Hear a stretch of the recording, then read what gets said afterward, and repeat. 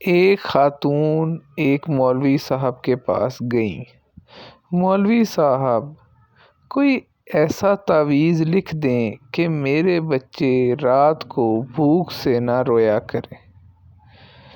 مولوی صاحب نے تعویذ لکھ دیا۔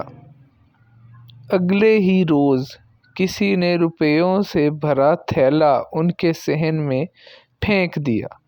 خاتون کے شوہر نے ایک دکان کرائے پر لے لی۔ کاروبار میں برکت ہوئی اور دکانیں بڑھتی گئی اور پیسے کی ریل پیل ہو گئی۔ ایک دن خاتون کی نظر اس پرانے صندوق پر پڑی جس میں انہوں نے تعویذ رکھا تھا۔ انہوں نے سوچا یہ تو جانے مولوی صاحب نے تعویذ میں کیا لکھا تھا۔ تجسس میں اس نے تعویذ کھول ڈالا۔ لکھا تھا، جب پیسے کی ریل پیل ہو جائے تو سارا پیسہ تجوری میں چھپانے کی بجائے کچھ ایسے گھروں میں ڈال دینا جہاں رات کو بچوں کی رونے کی آواز آتی ہو۔